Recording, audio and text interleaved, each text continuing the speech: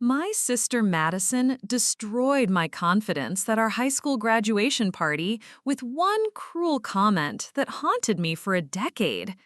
But karma has a funny way of keeping score, and when her perfect world came crashing down, I was the only one left standing to help, or watch it all burn. I'd love to know which corner of the globe you're watching from. And if this story speaks to you, make sure to subscribe. Tomorrow's video is one you absolutely can't miss. Growing up as Quinn Wilson meant living in the shadow of my twin sister Madison. We shared the same DNA, the same birthday, even the same bedroom until we turned 16. But that's where our similarities ended.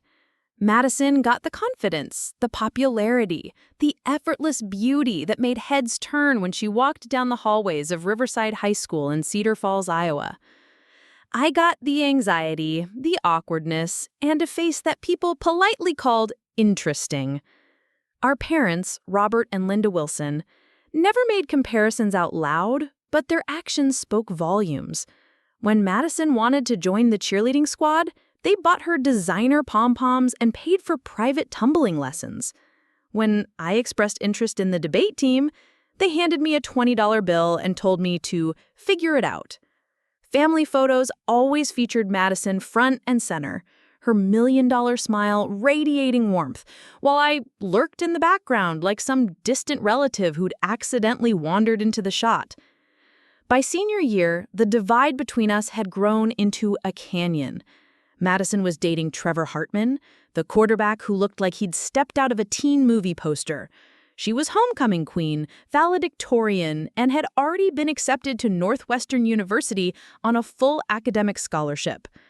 Meanwhile, I was planning to attend Cedar Falls Community College because it was all we could afford, after my parents had spent their savings on Madison's SAT prep courses, college application fees, and the endless parade of activities that kept her resume sparkling.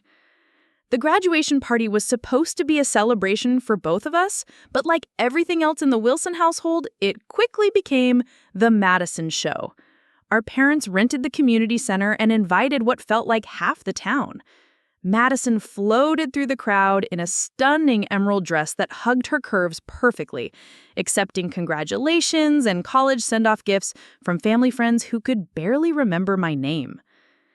I'd spent weeks saving money from my part-time job at Henderson's hardware store to buy a new outfit for the party. The navy blue dress I'd found at Marshall's wasn't designer, but it fit well and made me feel almost pretty for once. I'd even splurged on a professional blowout at Stella's salon, hoping that maybe, just maybe, I could shine a little bit too. The party was in full swing when Mrs. Pemberton, our elderly neighbor who'd known us since we were toddlers, approached Madison and me near the dessert table. She was one of those sweet old ladies who always had kind words for everyone, and I was grateful when she pulled me into the conversation. "My goodness, you girls look absolutely beautiful tonight," Mrs. Pemberton said, her eyes twinkling behind her bifocals.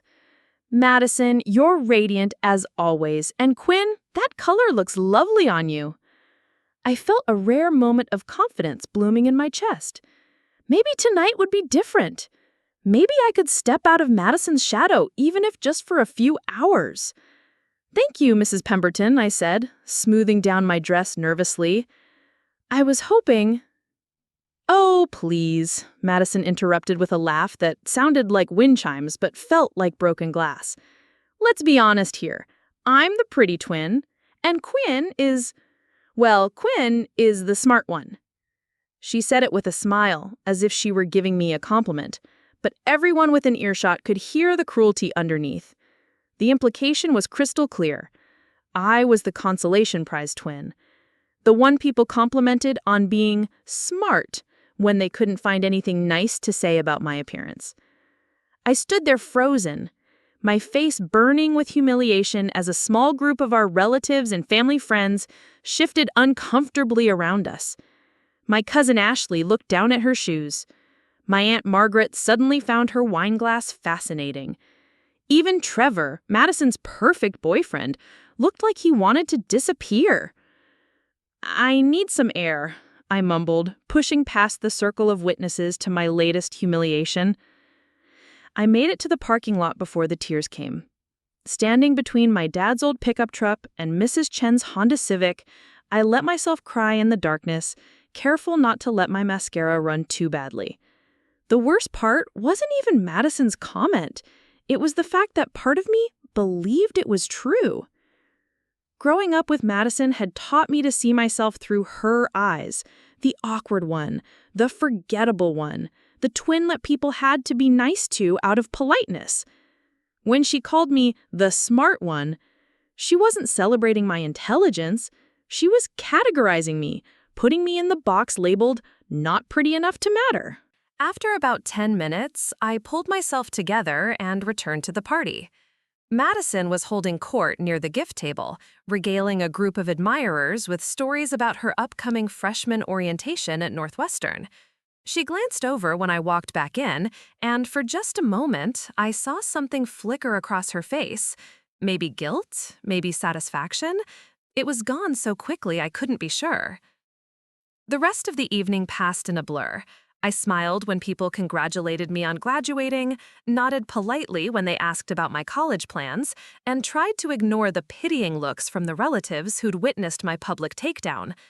When Mrs. Pemberton approached me later to apologize for what had happened, I brushed it off with a forced laugh and changed the subject. But the damage was done. Madison's words had crystallized something that had been building for years. The understanding that in our family, in our social circle, in our entire world, I would always be second best. The smart one, the consolation prize, the twin who existed to make Madison look even better by comparison. That night, lying in bed and listening to Madison on the phone with Trevor, rehashing all the compliments she'd received at the party, I made a decision. I wasn't going to spend the rest of my life living in her shadow, being grateful for whatever scraps of attention came my way. If Madison wanted to be the pretty twin, fine, but I was going to become something she could never be, truly successful on my own terms. I didn't know then that it would take 10 years for that promise to myself to come full circle, or that when it did, Madison would be the one desperately needing help while I held all the cards. All I knew was that something fundamental had shifted inside me that night, and there was no going back. Cedar Falls Community College wasn't glamorous, but it became my launching pad. While Madison posted Instagram photos from Northwestern's pristine campus, complete with ivy-covered buildings and her new sorority sisters, I was grinding through 18-credit semesters and working 30 hours a week at Henderson's hardware store to pay for tuition.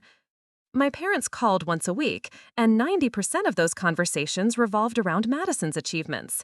She'd made Dean's List her first semester, she'd been selected for the prestigious Medill School pre-journalism program. She was dating some economics major whose father owned a chain of luxury car dealerships in Chicago. Meanwhile, my academic success at community college barely warranted a "that's nice, honey," before the conversation inevitably shifted back to their golden child.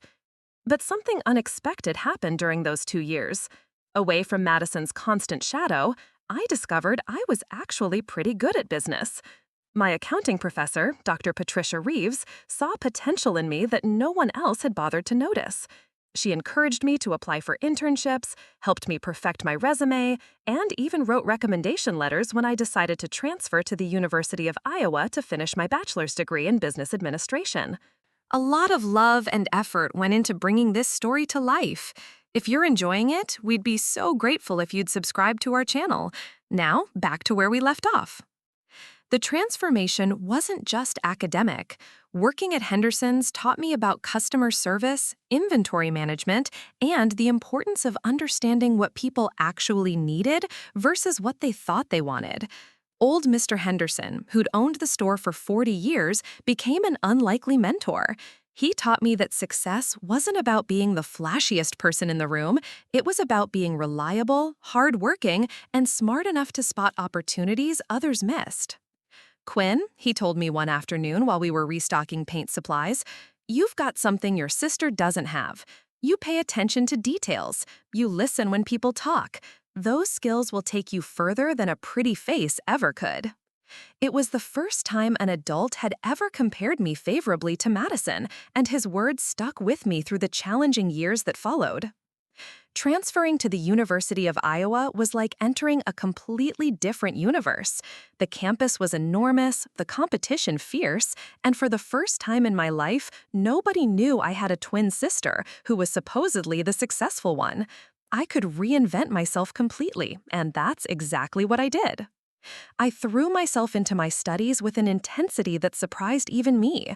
Marketing, finance, operations management, strategic planning, every class felt like I was learning the secret language of success. I joined the business honors program, landed internships with local companies, and started networking with professors and industry professionals who saw me as Quinn Wilson, not as Madison's less impressive twin.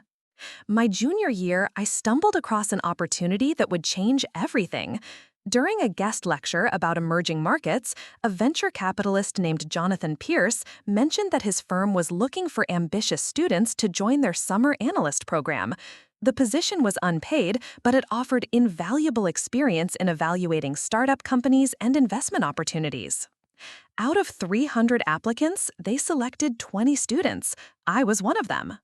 That summer in Des Moines, working at Pierce Capital, opened my eyes to a world I'd never imagined. I learned how to analyze business models, evaluate market potential, and identify the factors that separated successful companies from failures. More importantly, I discovered I had an instinct for it. While other interns struggled to understand complex financial projections, I found myself naturally grasping the underlying patterns and risks. Jonathan Pierce noticed my aptitude during our weekly review meetings.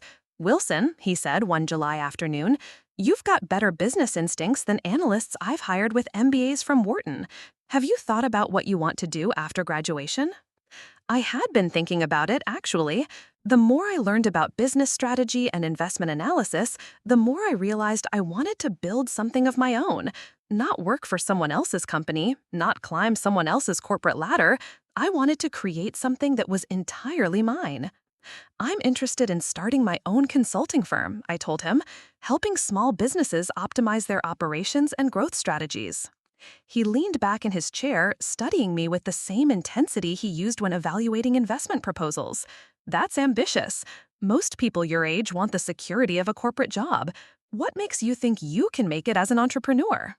The question forced me to articulate something I'd been feeling but hadn't fully understood until that moment. Because I've spent my whole life watching other people get opportunities handed to them while I had to work for everything I got. I know what it's like to be underestimated, to have to prove yourself over and over again.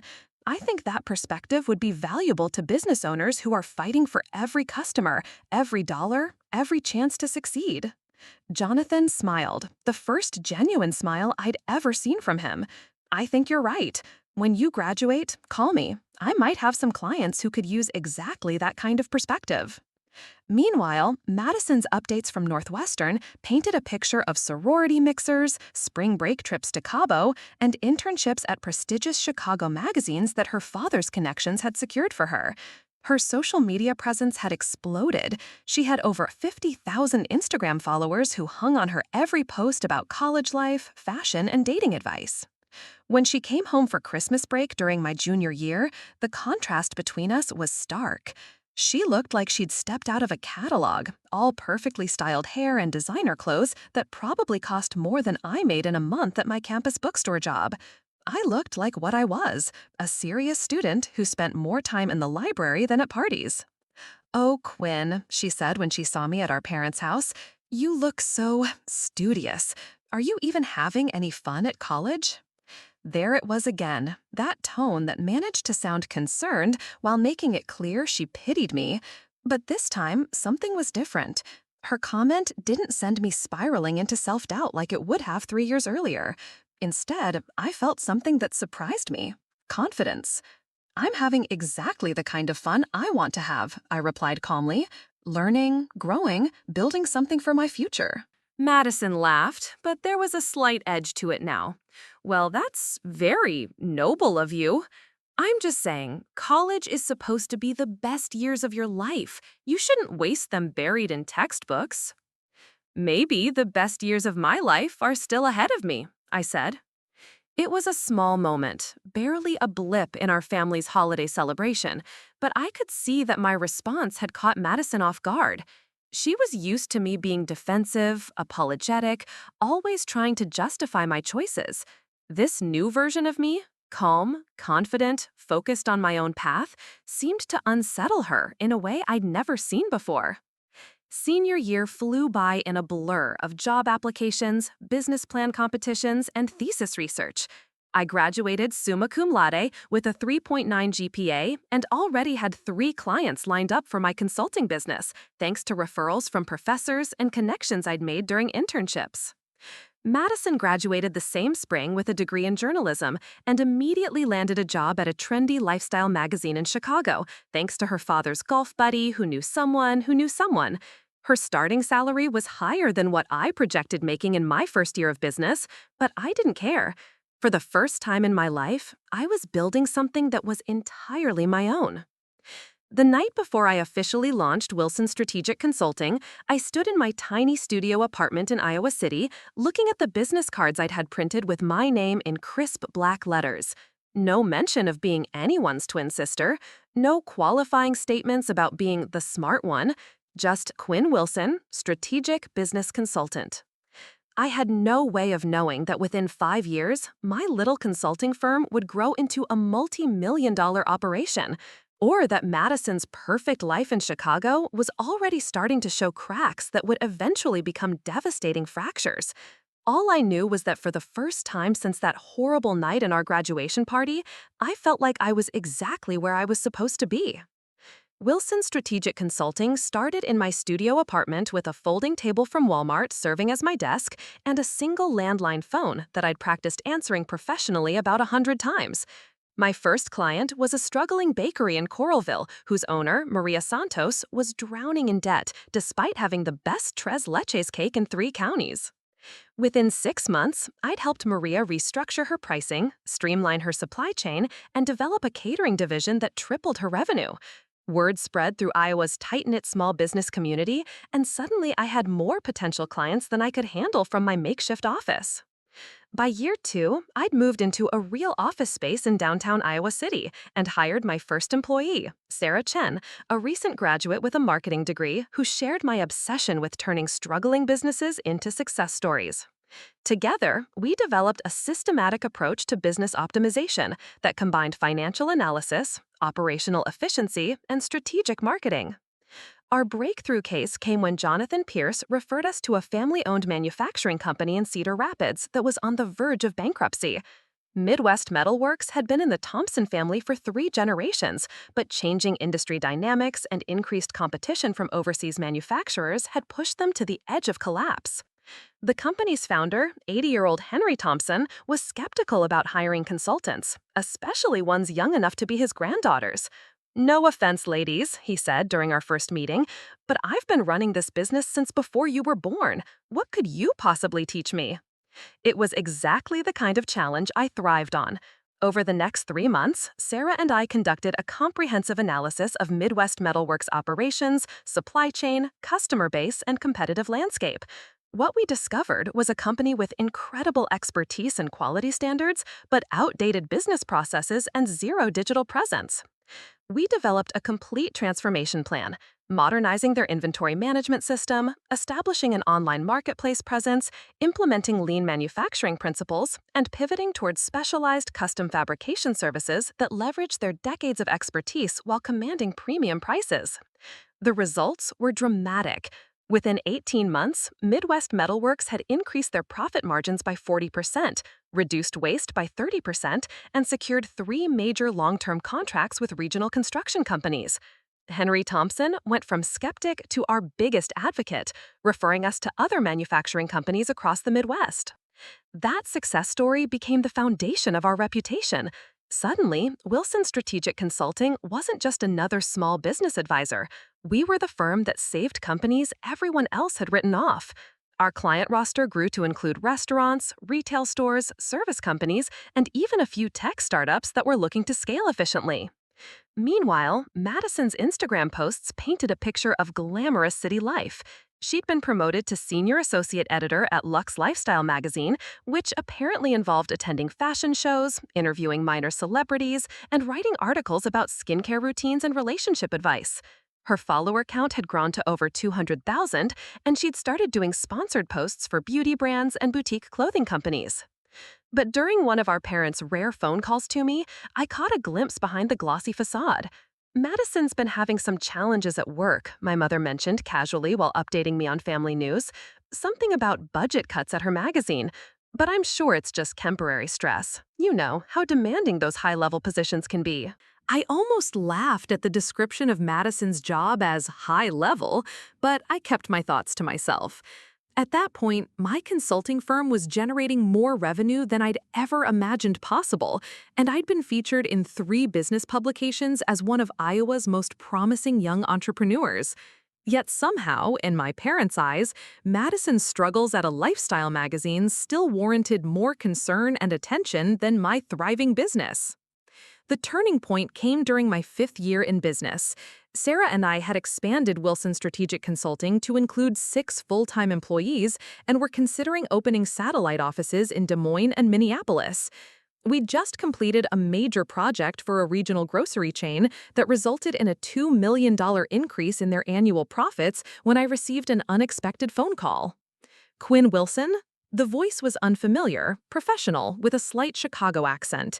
This is Marcus Rodriguez from Apex Strategic Partners. We're a business consulting firm based in Chicago, and we've been following your work in the Midwest market. Would you be interested in discussing a potential acquisition opportunity? Apex Strategic Partners was one of the premier consulting firms in the Midwest, with offices in Chicago, Milwaukee, and Detroit.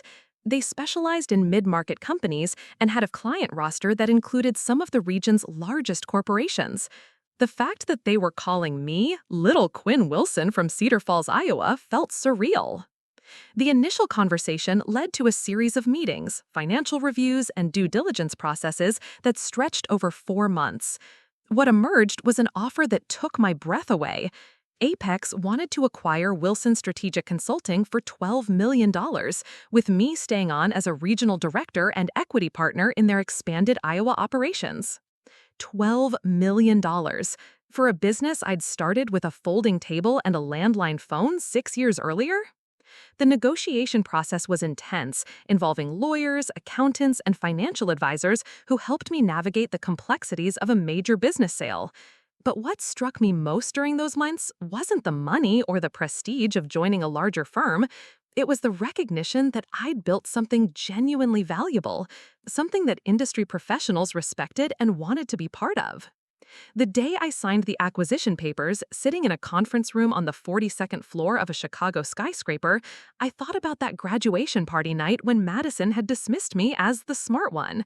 She'd meant it as a consolation prize, a way to categorize me as the twin who couldn't compete on looks and had to settle for intelligence instead. But intelligence, it turned out, was exactly what the business world valued most. While Madison had spent her 20s trading on her appearance and social media presence, I'd been building expertise, developing systems, and creating real value for clients who needed solutions to complex problems. My parents' reaction to news of the acquisition was predictably muted. "That's wonderful, honey," my mother said when I called to tell them. $12 million sounds like a lot of money. Madison will be so proud of you when she hears. Even my biggest professional achievement somehow became about Madison's potential reaction to it. But for the first time, their response didn't sting. I'd stopped measuring my success against Madison's approval or my parents' attention years earlier. The validation came from clients whose businesses I'd saved, employees whose careers I'd helped launch, and industry peers who recognized what I'd built. As the new regional director for Apex Strategic Partners, I oversaw consulting operations across Iowa, Nebraska, and southern Minnesota. My team grew to 23 people, and our client portfolio expanded to include Fortune 500 companies alongside the small businesses that had been my original focus. Madison's social media posts became less frequent during this period, though she maintained the carefully curated image of success.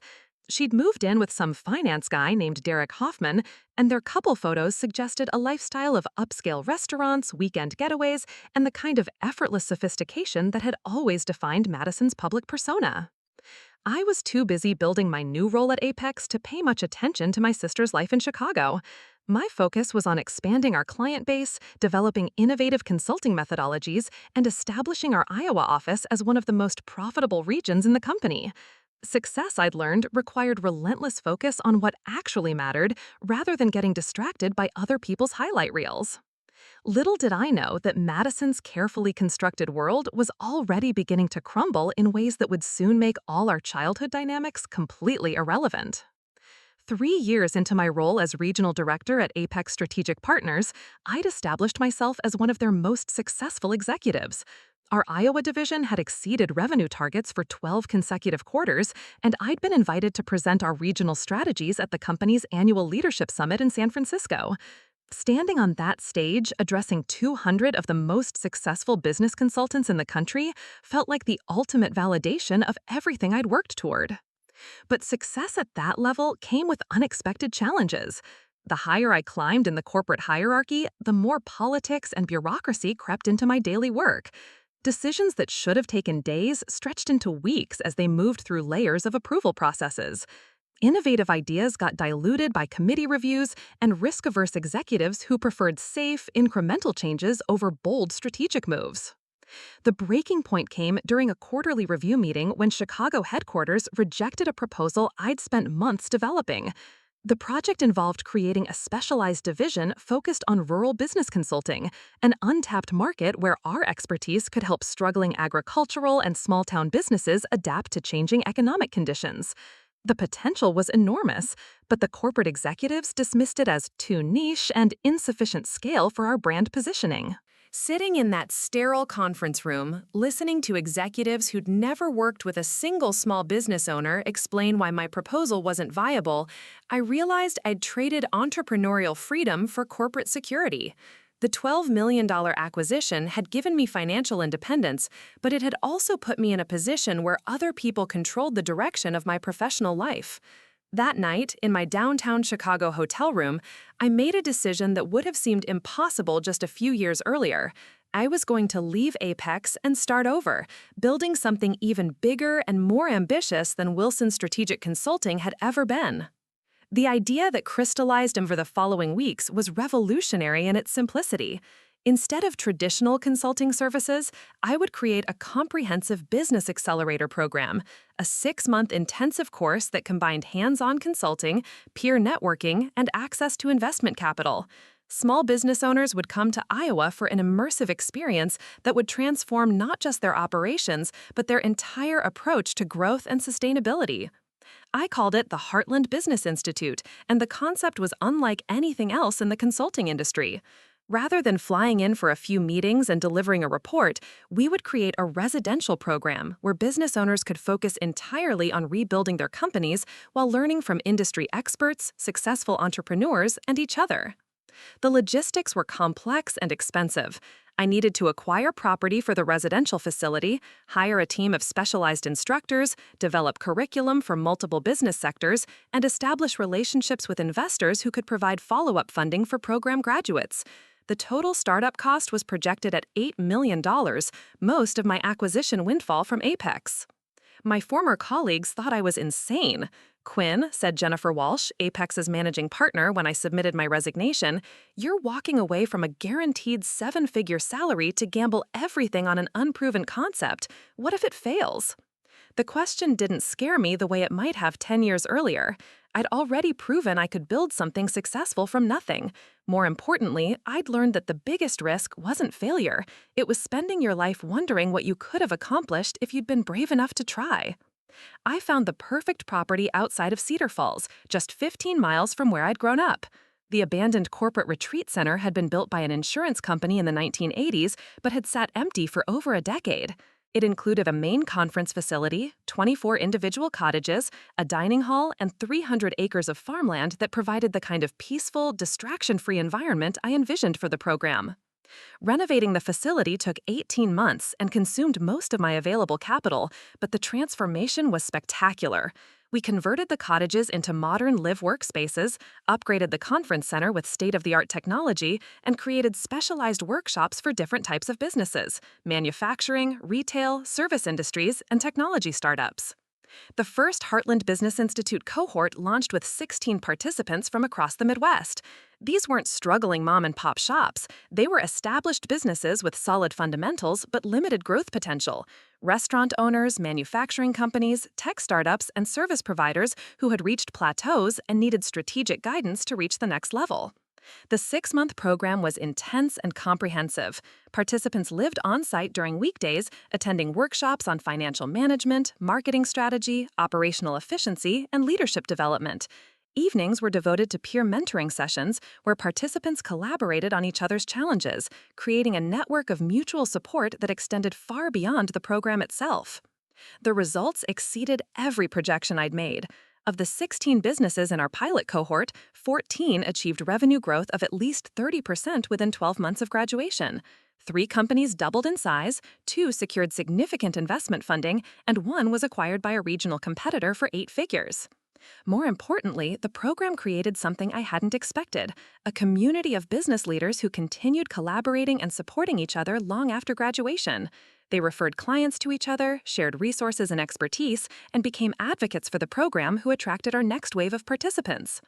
By year 2, we had a waiting list of over 300 businesses seeking admission to the program.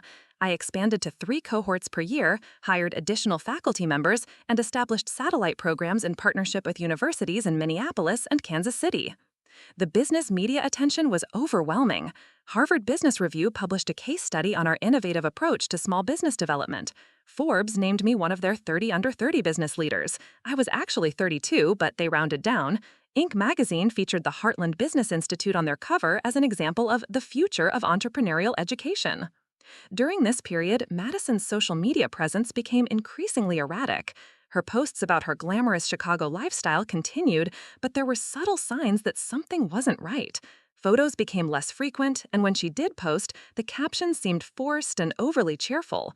Her relationship with Derek appeared to be getting more serious. They'd moved into an expensive Lincoln Park condo and were posting couple photos from exotic vacation destinations. But I caught glimpses of trouble during our parents' increasingly rare family updates.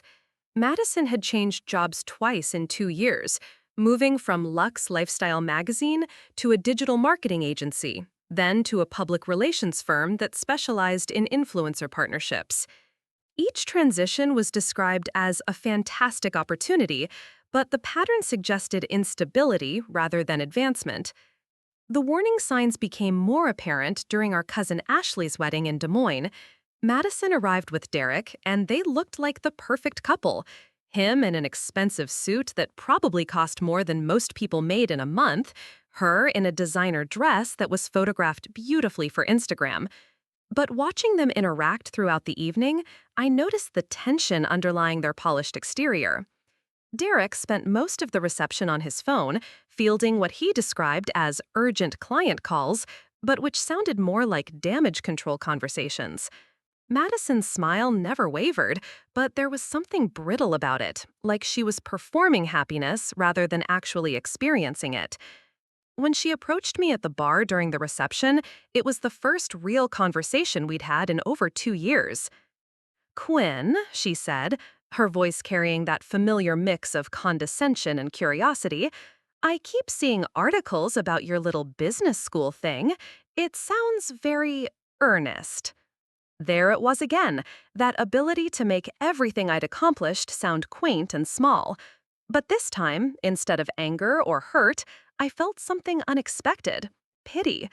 Looking at my sister, with her perfect makeup and designer dress and forced smile, I realized she was still the same person who had needed to diminish others to feel good about herself.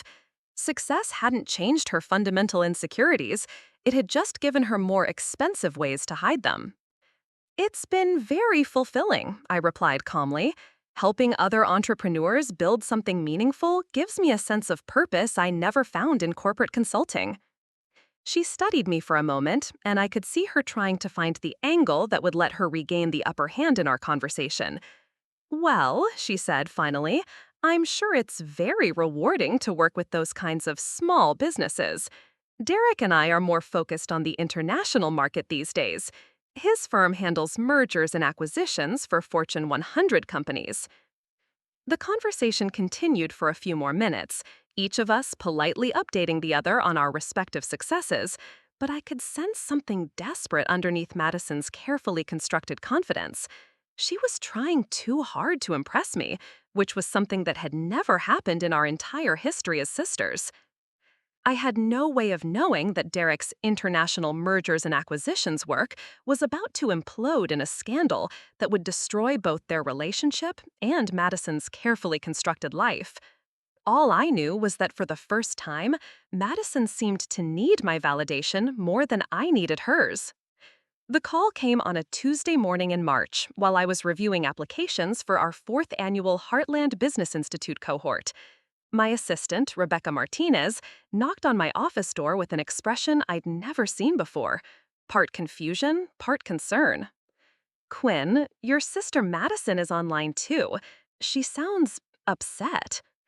Madison never called me directly. Our communication for the past 5 years had been limited to polite exchanges during family gatherings and the occasional happy birthday text. The fact that she was calling my business line during work hours meant something was seriously wrong. "Madison," I answered, trying to keep my voice neutral. The sound that came through the phone was barely recognizable as my confident, perfectly composed sister. She was crying, not the delicate, photogenic tears she might shed at a romantic movie, but raw, desperate sobs that suggested her entire world was collapsing. "Quinn," she managed between gasps, "I need help. I don't know who else to call." Over the next 20 minutes, the story came pouring out in fragments. Derek's investment firm had been under FBI investigation for securities fraud and money laundering. 3 days earlier, federal agents had raided the offices and arrested Derek along with 6 other executives. The charges included running a Ponzi scheme that had defrauded investors of over $40 million. But the personal devastation went deeper than just Derek's legal troubles. Madison had discovered that their entire lifestyle, the Lincoln Park condo, the exotic vacations, the expensive dinners and designer clothes, had been funded by stolen money. Derek had been using her social media presence and connections to recruit new investors for his scheme, turning her, unknowingly, into an accessory to his crimes. "The FBI froze all of Derek's accounts," she said, her voice breaking. "The condo is being seized as part of the investigation.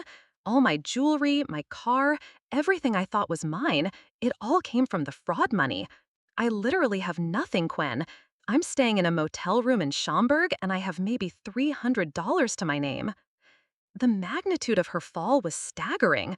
3 weeks earlier, Madison had been posting Instagram photos from a weekend getaway in Napa Valley, looking like she was living every woman's dream life. Now she was effectively homeless, unemployed, and potentially facing criminal charges as investigators tried to determine her level of involvement in Derek's scheme. But what struck me most wasn't the dramatic reversal of her fortunes. It was the desperation in her voice when she asked for help.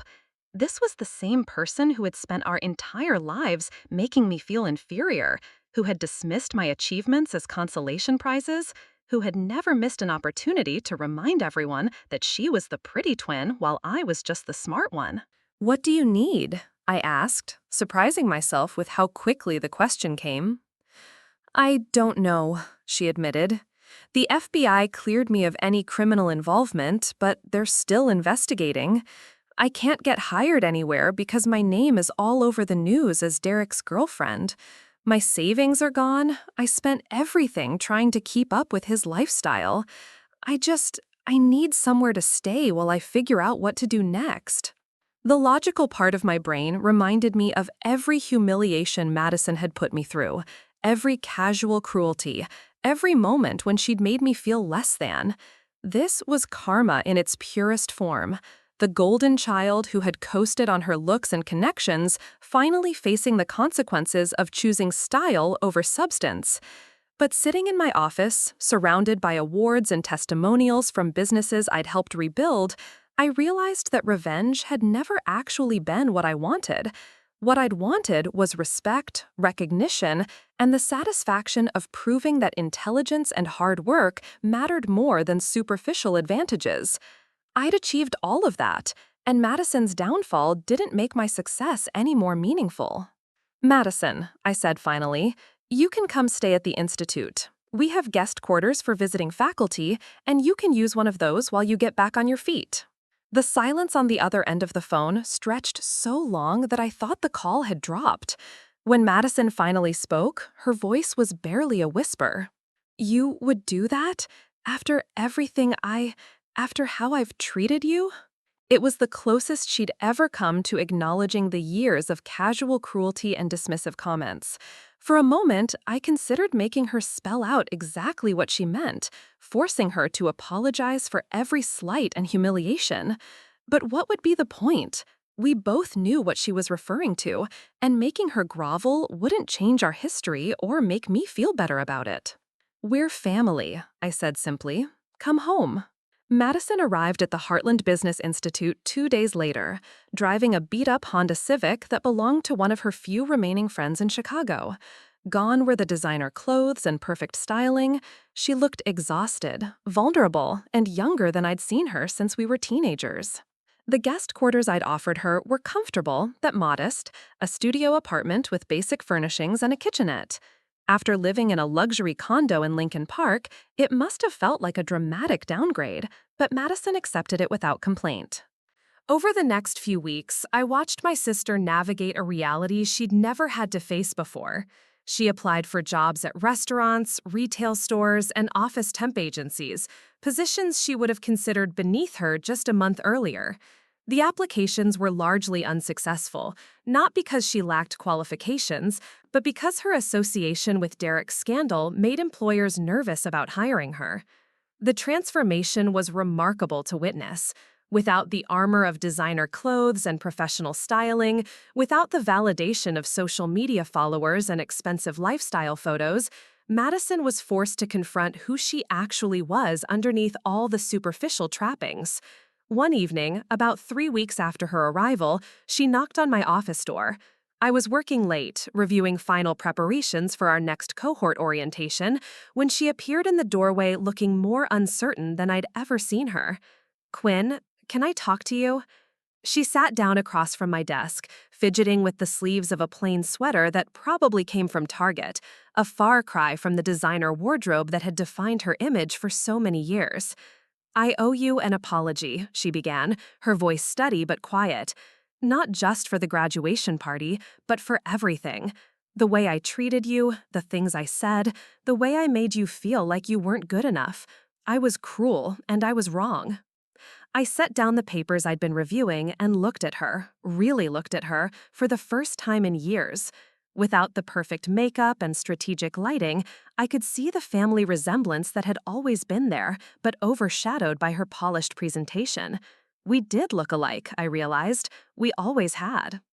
"I spent so much time being jealous of you," she continued, "that I convinced myself you were jealous of me. But you weren't, were you? You were just trying to find your own path while I kept putting you down to make myself feel better." The admission hung between us in the quiet office, years of sibling rivalry and competitive dynamics finally being acknowledged openly. I could have used the moment to list every hurt, every slight, every time her casual cruelty had sent me spiraling into self-doubt. Instead, I found myself thinking about the frightened woman who had called me for help, who had lost everything she thought mattered, and was discovering what actually did. "We were kids, Madison. We both made mistakes." She shook her head. "No, Quinn, you worked hard and built something amazing. I took shortcuts and attached myself to someone else's success. When it all fell apart, you were the only person who would help me, even after how I treated you. That says everything about who you are and who I failed to become." The conversation continued for another hour, covering territory we'd never explored as children or adults: our parents' favoritism, the pressure of growing up as twins, the different paths we'd chosen and why. For the first time in our lives, we talked to each other as equals, without the competitive dynamic that had defined our relationship since childhood. By the time Madison left my office that night, something fundamental had shifted between us. The power imbalance that had always favored her was gone, replaced by something I'd never expected: mutual respect and the beginning of a genuine sisterly relationship. Madison stayed at the Institute for 4 months, eventually finding work as an administrative coordinator at a nonprofit organization in Cedar Falls. It wasn't glamorous, and the salary was a fraction of what she'd made in Chicago, but it was honest work that utilized her organizational skills and gave her a sense of purpose she'd never found in the lifestyle magazine industry. Watching her rebuild her life from scratch, I realized that karma hadn't been about Madison's downfall. It had been about both of us finally becoming the people we were meant to be. She learned humility, resilience, and the value of genuine relationships over superficial success. I learned that true victory wasn't about proving I was better than someone else, but about being secure enough in my own worth to extend compassion when it was needed most. The last 10 years had taught us both that there's no such thing as the pretty twin or the smart twin. There are just two people making choices, learning from mistakes, and hopefully growing into better versions of themselves along the way.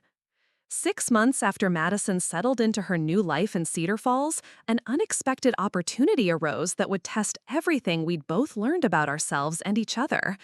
The city's Economic Development Council approached me with a proposal that seemed almost too perfect to be real. They wanted to partner with the Heartland Business Institute to create a comprehensive downtown revitalization program. Cedar Falls, like many small Midwestern cities, had been struggling with the economic shifts that left historic downtown areas filled with empty storefronts and struggling businesses. The council had received a federal grant worth $2.3 million specifically designed to support innovative approaches to urban renewal, and they wanted our institute to spearhead the initiative. The scope was ambitious. We would work with existing downtown businesses to optimize their operations while simultaneously recruiting and training new entrepreneurs to fill vacant spaces. It was exactly the kind of large-scale community impact project I'd always dreamed of implementing, but the timeline was aggressive. We had to show measurable results within 18 months or risk losing future funding opportunities. I was deep into planning meetings and feasibility studies when Madison approached me with an unexpected request. She'd been working at the Cedar Falls Community Foundation for 3 months, helping coordinate their small business development programs, when she noticed something that had escaped my attention. "Quinn," she said, spreading a collection of documents across my desk, "I've been analyzing the downtown businesses that are struggling, and I think there's a pattern you're missing." The documents were detailed profiles of failed businesses from the past 5 years, restaurants, boutiques, service companies, and specialty shops that had opened with high hopes but closed within 2 years. Madison had compiled information about their target demographics, marketing strategies, and operational challenges with the kind of thoroughness I typically associated with professional market research. "Look at this," she continued, pointing to a spreadsheet that organized the data into categories I hadn't considered. 60% of these businesses failed not because of poor management or insufficient capital, but because they were trying to serve markets that don't actually exist in Cedar Falls. They were importing big city business models without adapting them to small-town realities. I studied her analysis with growing amazement. Madison had identified a critical flaw in conventional small business consulting, the assumption that successful strategies from urban markets could be directly transplanted to rural communities. Her research showed that the most successful downtown businesses were those that understood and served the specific needs, preferences, and economic constraints of their local customer base.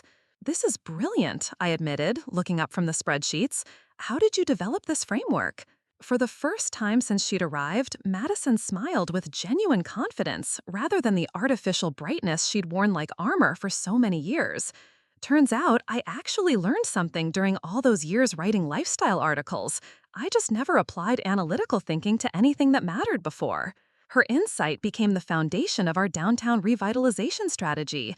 Instead of imposing generic business optimization techniques, we developed a community-specific approach that helped entrepreneurs understand and leverage Cedar Falls' unique characteristics: its proximity to the university, its agricultural heritage, and its position as a regional hub for surrounding rural communities. The pilot program launched with 12 existing businesses and 8 new ventures that we helped establish in previously vacant storefronts. Madison became my unofficial partner in the project, using her background in marketing and communications to bridge the gap between business strategy and community engagement. Working together professionally was a revelation for both of us. Without the competitive dynamic that had poisoned our childhood interactions, we discovered that our skills were complementary in ways we'd never recognized.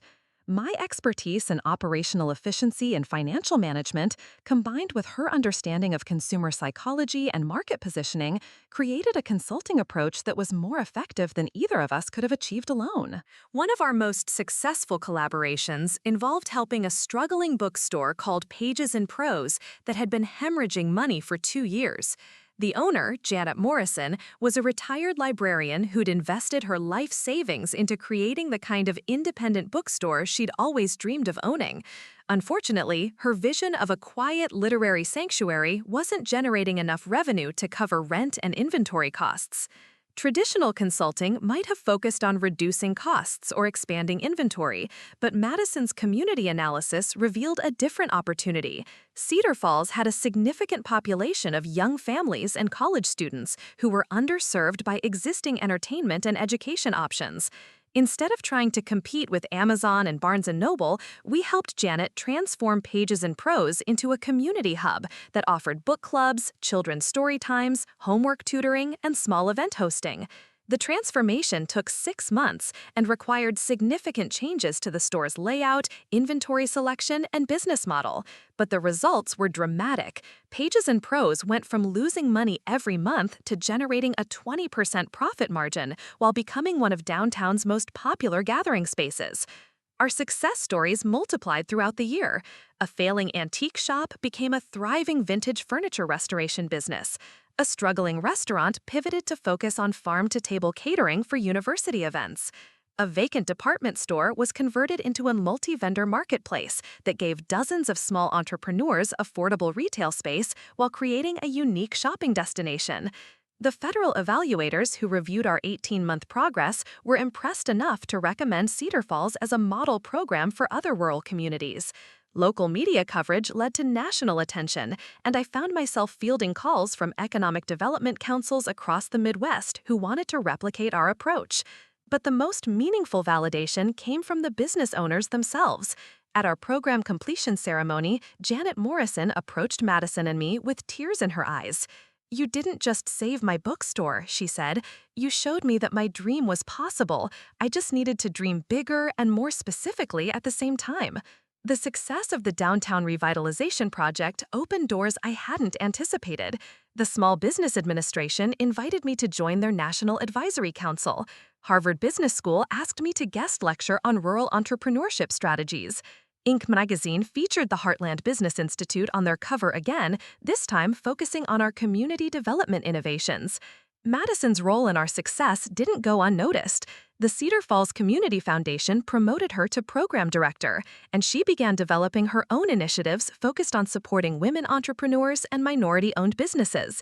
Watching her build professional credibility based on genuine expertise rather than superficial connections was incredibly satisfying. Our parents finally visited the Institute during the downtown project's completion ceremony. Walking through the renovated facility and meeting some of our program graduates, they seemed genuinely amazed by what I'd built. But what surprised me most was their reaction to Madison's transformation. "I hardly recognize her," my mother whispered to me during the reception. "She seems so grounded, so purposeful." My father was more direct. "Quinn, I owe you an apology. Your mother and I spent so many years worrying about Madison's future that we didn't appreciate what you were accomplishing.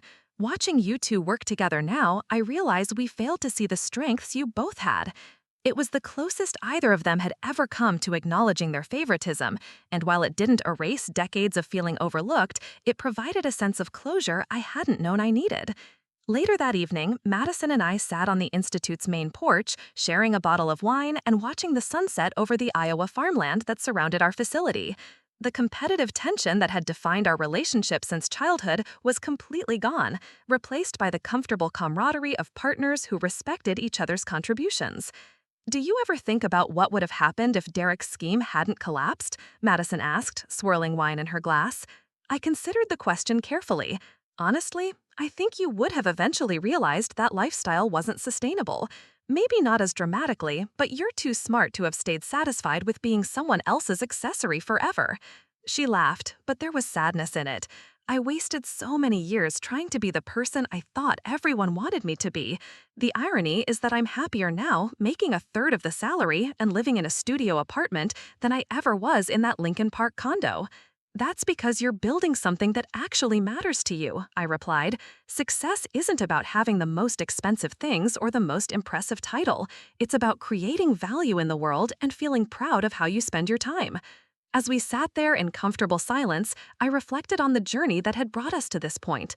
The graduation party humiliation that had motivated my initial drive for success seemed like a lifetime ago.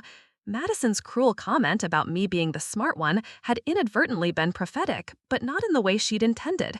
Intelligence had indeed become my greatest asset, but not because it was a consolation prize for lacking beauty, because it enabled me to build something meaningful and lasting. The real victory hadn't been proving Madison wrong or watching her perfect life collapse. It had been discovering that success was big enough for both of us, that we didn't have to compete for validation or recognition. There was room in the world for her community development expertise and my business consulting innovations, for her marketing insights and my operational strategies. Looking back on that night, I realize it marked the end of our old relationship and the beginning of something neither of us had expected. A genuine partnership built on mutual respect, complementary skills, and the shared satisfaction of making a positive impact on our community. 2 years after the downtown revitalization project concluded, I received a phone call that would crystallize everything our journey had taught us about success, family, and redemption. The caller was Dr. Elena Vasquez, Director of Entrepreneurship Studies at Northwestern University, Madison's alma mater.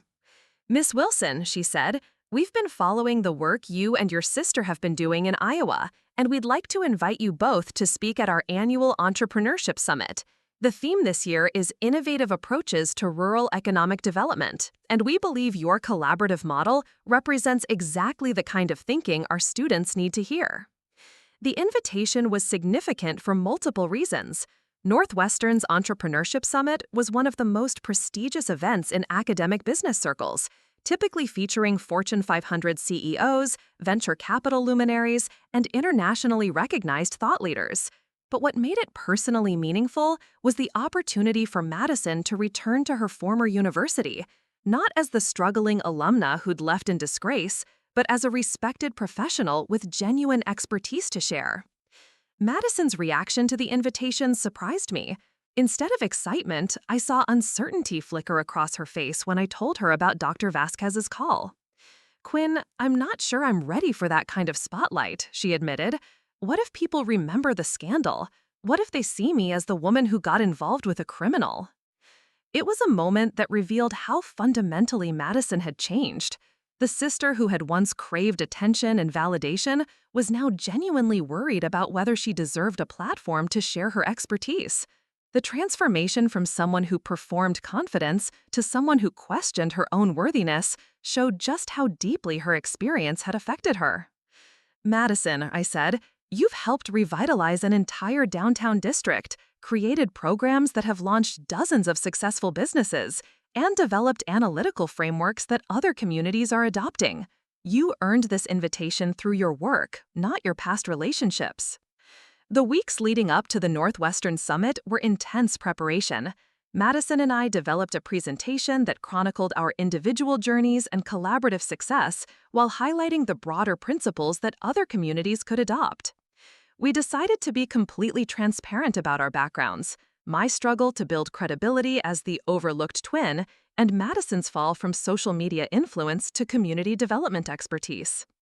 The morning of our presentation, standing in the green room of Northwestern's state-of-the-art business school auditorium, Madison looked more nervous than I'd seen her since the day she arrived at my institute seeking help.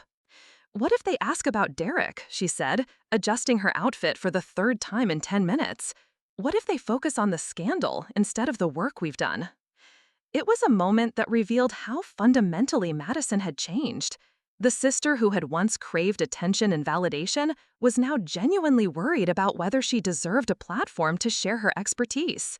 The transformation from someone who performed confidence to someone who questioned her own worthiness showed just how deeply her experience had affected her.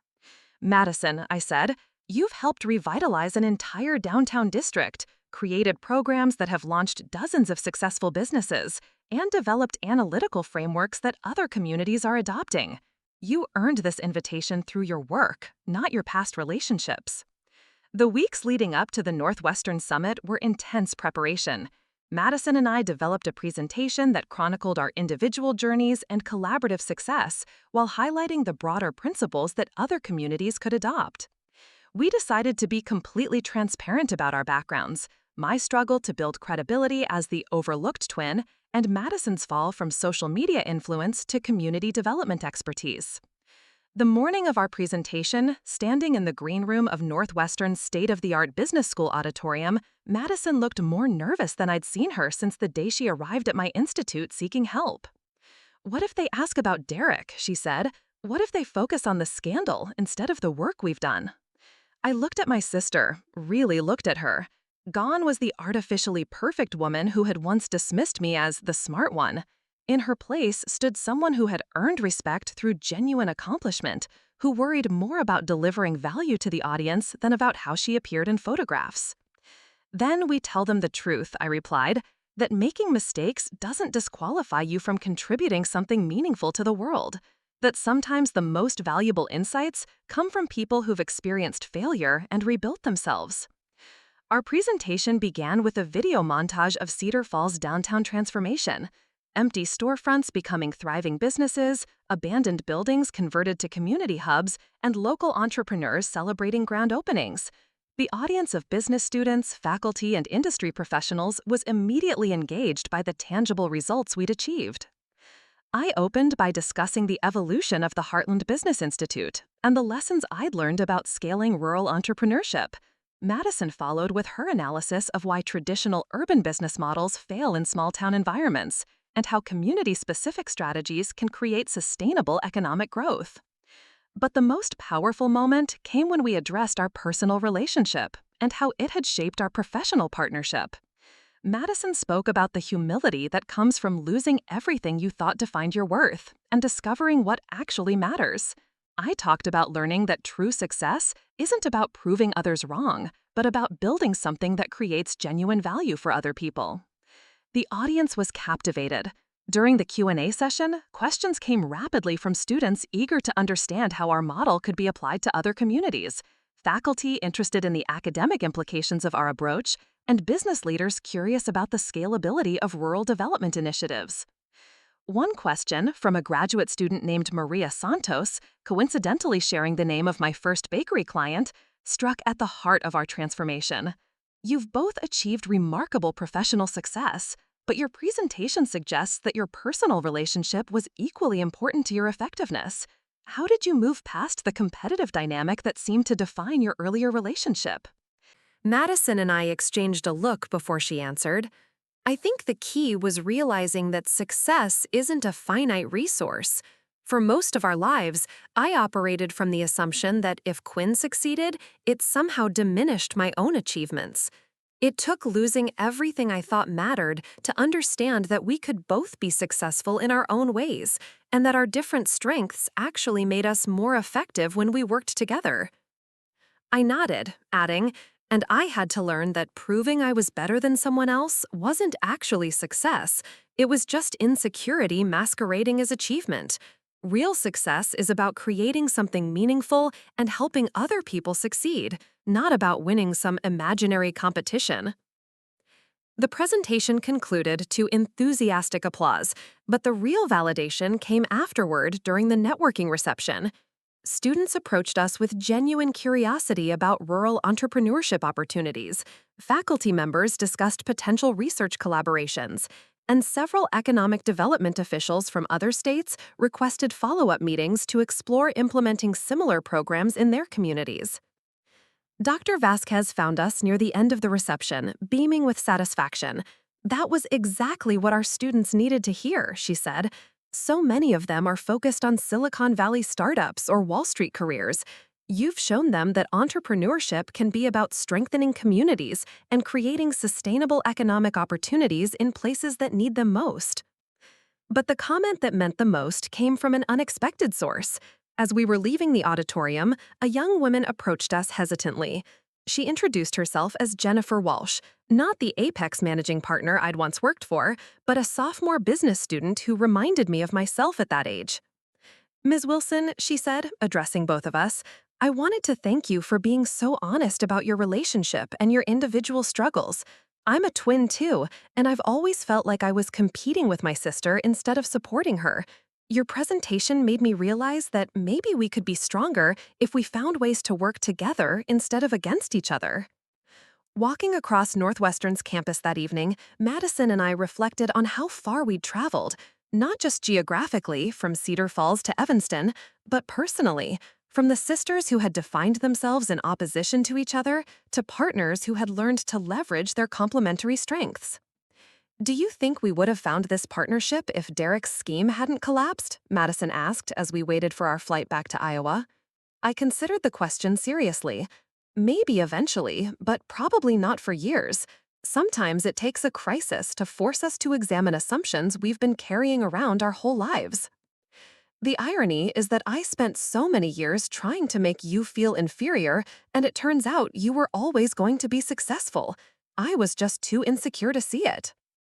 And I spent so many years trying to prove I was better than you when what I actually wanted was just to be respected for my own achievements. We were both fighting battles that didn't need to exist. 6 months after the Northwestern presentation, Madison and I formalized our partnership by launching Wilson & Wilson Community Development, a consulting firm specializing in rural economic revitalization. Our first major contract was with the state of Minnesota, which wanted to replicate our Cedar Falls model in 12 small towns across their agricultural regions. The success of our new venture exceeded every projection we've made. Within 18 months, we had projects in 6 states, a team of 15 consultants, and a waiting list of communities seeking our services. But more importantly, we had created something together that neither of us could have achieved alone. Our parents, who had spent decades inadvertently pitting us against each other, became our biggest champions. They attended every major presentation, proudly introducing themselves as the parents of the Wilson twins who are transforming rural America. The shift from seeing us as competitors to seeing us as collaborators seemed to give them perspective on their own role in our childhood dynamics. Looking back on that graduation party night when Madison's cruel comment set everything in motion, I realize now that she inadvertently gave me the greatest gift possible, the motivation to prove that intelligence and hard work could create something more valuable than superficial success. And her own journey from privileged influencer to community development expert proved that redemption is possible when you're willing to do the hard work of becoming a better version of yourself. The story of our relationship isn't really about revenge or karma catching up with someone who was cruel. It's about 2 people who spent decades misunderstanding each other, finally learning to see clearly. Madison was never actually the enemy I thought she was.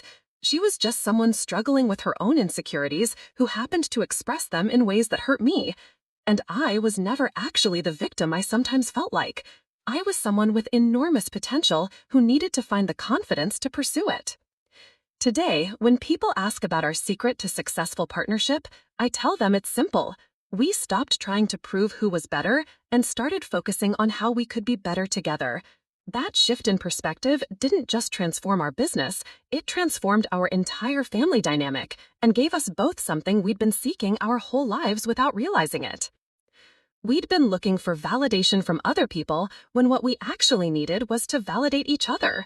And once we figured that out, everything else became possible. Looking for more? We've got 2 amazing stories right on screen. If this one touched you, these are absolutely worth your time. Click to watch them now.